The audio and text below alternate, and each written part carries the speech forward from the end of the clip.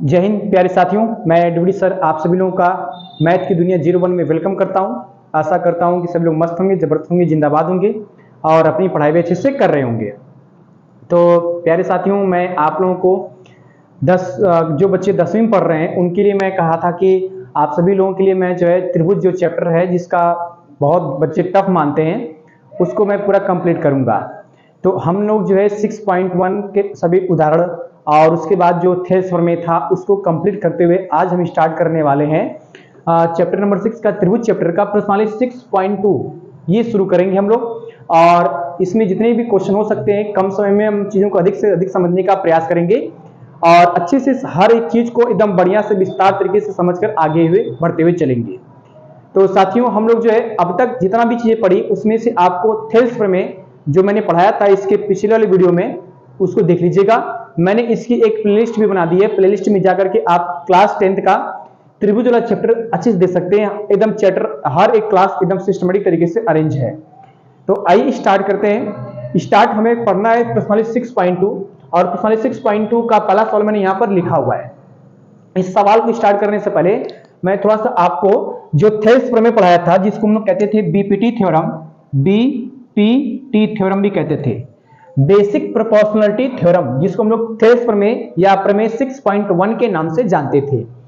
ये था ये कहता था कि अगर हमारे पास कोई त्रिभुज है, त्रिभुज का नाम क्या ए बी और सी दिया जाए और ये कोई रेखा इसको मैं कह दूं डी और ई, अगर डी रेखा बीसी के समांतर हो, मतलब ये कि डी जो आपका है ये बीसी के समांतर हो जाए, ये इसके समांतर हो जाए, तो एडी बटे में डीबी, एडी बटे में डीबी बराबर था आपके पास एई बटे में ईसी, एई बटे में ईसी। ये चीज हमको मिलता था और इसको हम लोग कहते थे बीपीटी थ्योरम, थेल्स प्रमेय कहते थे। तो इसी प्रमेय का प्रयोग करना है और इसी प्रमेय का प्रयोग द्वारा प्रश्नावली 6.2 के जितने भी सवाल आएंगे सब एक एक करके कवर होते जाएंगे।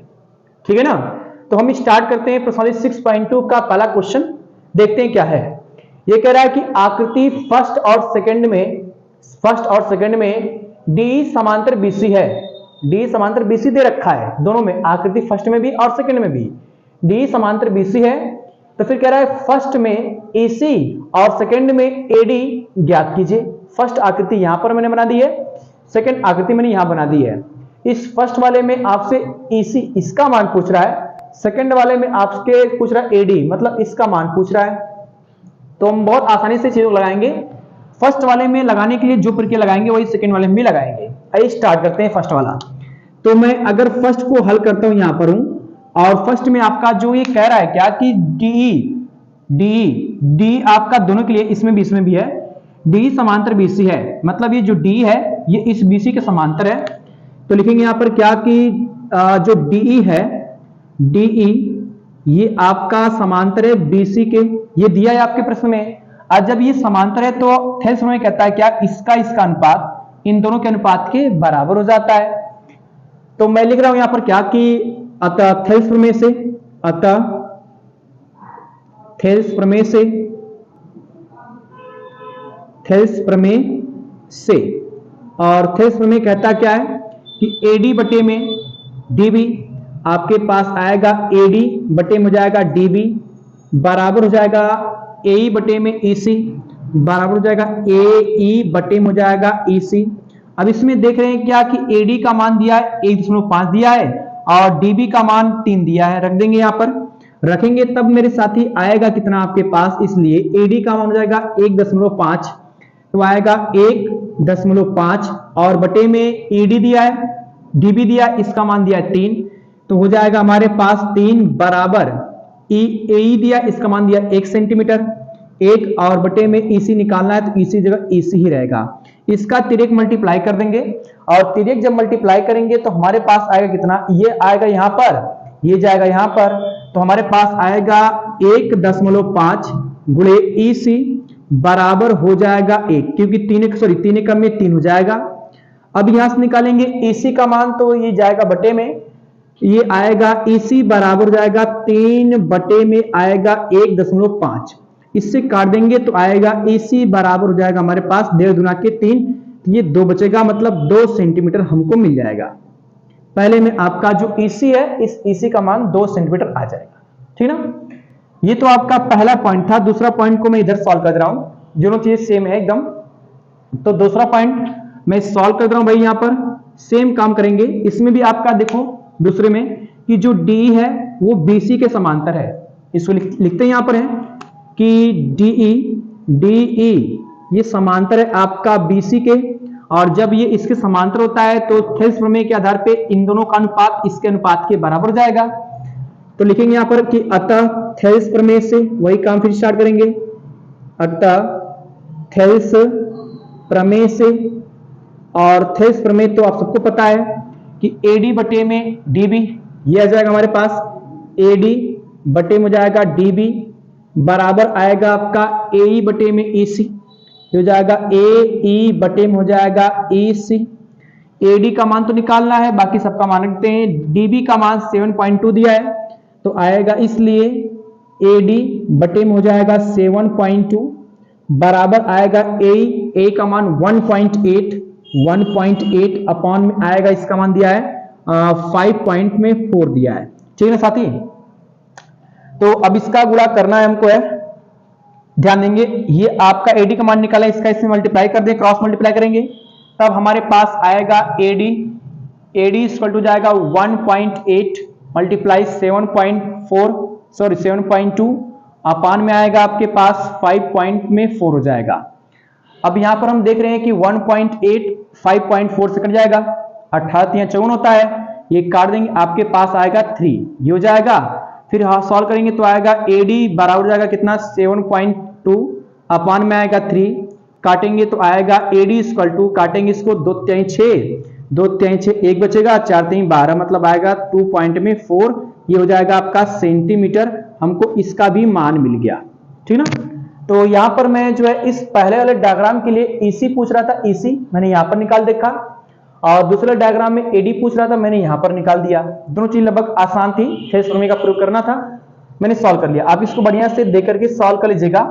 अब मैं इसको मिटा करके प्यारे साथी हम लोग बढ़ते हैं क्वेश्चन नंबर 2 की ओर, और क्वेश्चन नंबर 2 देखते हैं हमारा क्या कहता है। तो मैं इसको मिटाता हूं। तो प्यारे साथी अभी हमने जो है प्रश्न नंबर 1 कंप्लीट किया, प्रश्नावली 6.2 का, और प्रश्नावली 6.2 के अब हमारे सामने क्वेश्चन नंबर 2 दे रखा है। क्वेश्चन नंबर 2 थोड़ा सा लेंदी है लेकिन आसान ये भी है, आप इसको पढ़ेंगे तो मजेदार तरीके से समझ में आ जाएगा। क्वेश्चन कहता क्या है कि किसी त्रिभुज PQR की भुजाओं PQ और PR पर क्रमशः बिंदु E और F स्थित है। मतलब त्रिभुज आपके पास PQR है, मैं बना देता हूं यहां पर, एक त्रिभुज में ले लेता हूं बेटा यहां पर, एक त्रिभुज मैंने लिया यहां पर, और इसका नाम दे देगा PQR। ये हो गया P, यहां पर मैंने कहा Q, और ये हो गया आपके पास R। कह रहा है कि त्रिभुज PQR की भुजाओं PQ इस PQ पर और PR मतलब इस PR पर E है और F है, अर्थात इस पे आपका एक बिंदु आपका E है और F इस पे है, आप PR पर हो गया, F हो गया। तो कह रहा है निम्नलिखित में से प्रत्येक स्थिति के लिए बताए कि क्या EF समांतर QR है। ये कह रहा है हमें बताना है कि EF अर्थात इसको मिलाना पड़ेगा। ये कह रहा है आपसे कि EF समांतर आपका QR है, ये EF समांतर QR ही हमें दिखाना पड़ेगा। अब इसके बाद हमें दिखाना पड़ेगा तीनों में, पहले में भी, दूसरे में भी, तीसरे में भी, तीनों के लिए हमें दिखाना पड़ेगा कि EF समांतर QR है कि नहीं है। तो समांतर कैसे दिखाएंगे इसको, इसके लिए हमें इन मानों का प्रयोग करना पड़ेगा और थेल्स प्रमेय के विलोम की सहायता से सिद्ध कर पाएंगे कि EF जो है QR के समांतर है कि नहीं है। ठीक है ना, थेल्स प्रमेय का विलोम कहता क्या है कि अगर इनका और इनका अनुपात बराबर है तो EF QR के समांतर हो सकता है। अगर अनुपात बराबर है इनका और इनका, तो अगर नहीं बराबर है तो ये समांतर नहीं होने वाला है। तो ध्यान देंगे, मैं पहले क्या कह रहा है क्या कि पहले वाले में PE जो आपका P है इसकी लंबाई दी है 3.9 सेंटीमीटर, EQ की लंबाई आपके पास दी है 3 सेंटीमीटर, PF है इसकी लंबाई आपके पास 3.6 सेंटीमीटर दिया है, और FR का मान दिया है 2.4 सेंटीमीटर दिया है। मतलब देखते हैं इसका मान तो आपके पास दे रखा है 3.9, PE का मान दिया है, ये दिया है 3.9 सेंटीमीटर दिया है, EQ दिया है 3 सेंटीमीटर, EQ का मान 3 सेंटीमीटर जाएगा, PF का मान दिया है 3.6 दिया है सेंटीमीटर में, और एफ आर का मान दिया है 2.4 सेंटीमीटर में दिया है। अब हमें इनका और इनका अनुपात निकाल के चेक करना पड़ेगा कि बराबर है कि नहीं है। मैं यहां पर निकालता हूं, यहां पर पहले पॉइंट को मैं यही हल सॉल्व करता हूं। पहला पॉइंट निकालेंगे पीई बटे में ई क्यू निकालेंगे। पहले पीई बटे में निकाल रहा हूं ई क्यू, और पीई का मान आपके पास दिया है 3.9। चलिए भैया ये हो जाएगा 3.9 और अपान में इसका मान तो दिया है 3, तो जाएगा 3। अब यहां पर हम लोग इसको काटेंगे तो 13 या 39 जाएगा, 3 से कट जाएगा आपका, 13 बार में जाएगा, तो ये आपके पास आएगा 1.3 सेंटीमीटर। ये मिल गया इसका अनुपात इतना।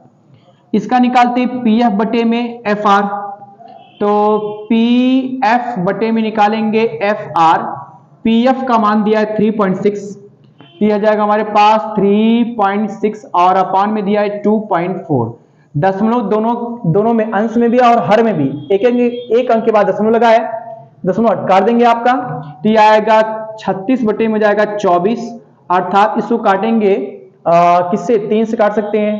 3 से काटेंगे तो आएगा 3 एकम में 3 बार 36 और ये जाएगा कितना 8 त्रिक के 24, तो 12 36 बटे में हो जाएगा 8 त्रिक 24। फिर ये कर सकता है आपका है, ये 2 से काटेंगे 4 दुना के 8, या 4 से काट लेंगे तो आएगा 4 3 12, 4 3 12 हो जाएगा, 3 ऊपर आएगा और नीचे आपके पास आएगा 4 दुना के 8, और भाग करेंगे तो आपके पास आएगा 1.5 सेंटीमीटर आएगा भाग करने पर।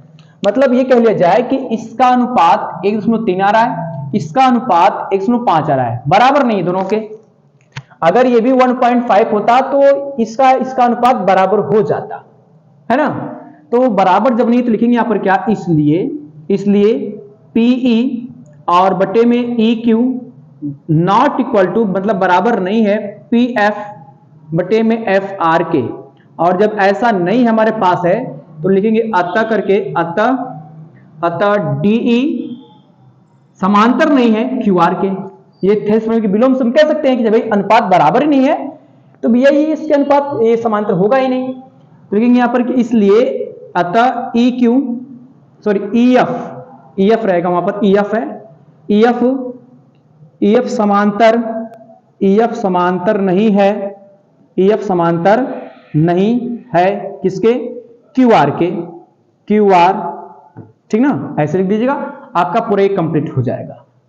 तो ये तो आप इस तरह चेक कर सकते हैं। आप ये चीज आपका सेकंड वाले में भी अप्लाई कर सकते हैं, है ना। मैं सेकंड वाला भी इसके नीचे सॉल्व कर रहा हूं, यहां पर सेकंड वाले को मैं यहां से नीचे से इसके सॉल्व कर रहा हूं। ये आपका पहला फर्स्ट वाला था, मैं सेकंड वाला को यहां से नीचे सॉल्व कर रहा हूं, ठीक है ना। सेकंड वाले को मैं यहां हल कर रहा हूं भाई। सेकंड वाला कहता क्या है कि अब इसमें पीई दिया है, पी का मान 4 सेंटीमीटर है, तो मैं इसको मिटा दे रहा हूं भाई, यहां पे लिख रहा हूं 4 सेंटीमीटर। यहां पे आपका इसका मान हो जाएगा 4 सेंटीमीटर, टी आएगा 4 सेंटीमीटर। क्यूई दिया है, क्यूई का मान आपके पास दिया है 4.5, तो हो जाएगा आपके पास 4.5 सेंटीमीटर जाएगा। यहां पे देखेंगे इसका मान दिया आपके पास 8 दिया है, तो जाएगा 8 सेंटीमीटर पीएफ का मान, और आरएफ का मान दिया आपके पास है 9 दिया है। चलिए ये हो जाएगा आपका 9 सेंटीमीटर हो जाएगा, ठीक है ना। सिंपल है, अच्छा है, देखते हैं। पहले हम निकालेंगे पी बटे में ई क्यू निकालते हैं भाई। पीई बटे में ई क्यू, और इसका तो मान दिया है 4, इसका मान हो जाएगा 4.5 हो जाएगा, ठीक है ना। इसके एक और निकालते हैं, इसका निकालते हैं डायरेक्टली यहीं पे, क्या आएगा पी एफ बटे में आएगा एफ आर। इसका मान दिया है 8, इसका मान दिया है 9, तो हो जाएगा 8 बटे में 9। 2 से काटेंगे, 2 से कटेगा आपका, क्योंकि 8 का आधा 4 और 9 का आधा 4.5, तो ये आएगा 4 पॉइंट आपका हो जाएगा, सॉरी 4 अपान में जाएगा 4.5। ये दोनों बन सकता है, दोनों की वैल्यू सेम है, दोनों की वैल्यू सेम है, तो मैं यहां पे लिखूंगा अतः पीई बटे में ई क्यू बराबर आ जाएगा आपके पास पी एफ बटे में एफ आर। ये चीज हमको बराबर मिल जाएगा, और जब बराबर मिल जाएगा तो मैं ये कह सकता हूं कि ई एफ जो है ये क्यू आर के समांतर है। मोटी मोटा मिल रहा हूं यहां पर डायरेक्टली कि इसलिए आपका जो ई एफ है ये समांतर है किसके, क्यू आर के। इतना मुझे दिखाना था, है ना, सिंपल था, आपका लग जाएगा।